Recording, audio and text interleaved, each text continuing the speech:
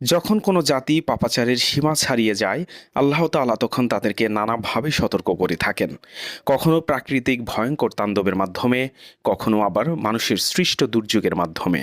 পবিত্র কোরআনে স্পষ্টভাবে বলা হয়েছে, মানুষের কৃতকর্মের দরুন স্থলে ও সাগরে বিপর্যয় ছড়িয়ে পড়েছে, ফলে তিনি তাদের কোনো কোনো কাজের শাস্তি আস্বাদন করান যাতে তারা ফিরে আসে। পবিত্র কোরআনে আরও এরশাদ করা হয়েছে, আমি ধ্বংস করেছি কত জনপদ যার অধিবাসীরা ছিল জালিম এবং পাপাচারী, এবং তাদের পরে সৃষ্টি করেছি অন্য জাতি।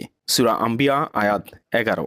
যুক্তরাষ্ট্রের ক্যালিফোর্নিয়া অঙ্গরাজ্যের লস অ্যাঞ্জেলেসের সাম্প্রতিক দাবানল যেন এরকমই এক সতর্কবার্তা। কারণ এই শহর তারকা ও বিত্তশালীদের বিলাসবহুল জীবনযাপনের বাইরে ছিল অন্ধকার এক জগৎ। অশ্লীলতায় মোড়ানো এই শহরের সান ফার্নান্দো ভ্যালি এলাকা ভিডিও তৈরির জন্য একটি পরিচিত এলাকা, যার জন্য এই শহরকে অনেকেই পাপের নগরী বলেও অভিহিত করেন। সারা বিশ্বের বিনোদন শিল্পের প্রাণকেন্দ্র হলিউড শুধুমাত্র চলচ্চিত্রের কেন্দ্র হিসেবে নয়, কারো কারো কাছে মাদকাসক্তি, অমিতব্যয়িতা, নৈতিক অবক্ষয় ও সীমালঙ্ঘনের প্রতীক। সম্প্রতি এই শহরেই পরিণত হয়েছে এক ভয়ঙ্কর দাবানলে। হাজার হাজার একর জমি আগুনে পুড়ে ছাই, আকাশ ঢেকে গেছে ধোঁয়ায়, মানুষের চিৎকার যেন বাতাসে মিশে গেছে। লস অ্যাঞ্জেলেসে দাবানল শুরু হয় 7 জানুয়ারি। সেখানকার প্যালিসেইডস ও অ্যাটন দাবানল দুটিকে সবচেয়ে ভয়াবহ বলা হচ্ছে। ভয়াবহ দাবানলে পড়ছে বিস্তীর্ণ এলাকা। দাবানল ছড়িয়ে পড়ার পেছনে বড় কারণ সান্তা এনা নামের ঝড়ো বাতাস।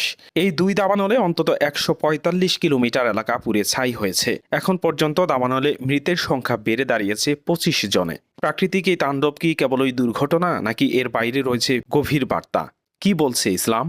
ব্যভিচার, সমকামিতা ও পতিতাবৃত্তির কারণে অতীতে বহু জাতি ধ্বংস হয়েছে। কিছু জাতির বিবরণ পবিত্র কোরআনে ও হাদিসে রয়েছে, আবার কিছু জাতির কথা উল্লেখ করা না হলেও কোরআনের ভাষ্য থেকে জানা যায় এগুলোর বাইরেও বহু জাতি রয়েছে যাদের পাপাচারের কারণে তাদের ধ্বংস করে দেওয়া হয়েছে।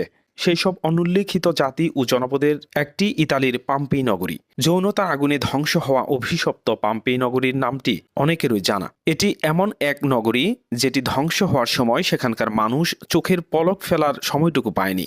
মুহূর্তেই মানুষগুলো ভস্মে পরিণত হয়েছিল। অপরাধ ছিল অবাধ যৌনাচার। ব্যভিচারের কারণে দুর্ভিক্ষ দেখা দেয়।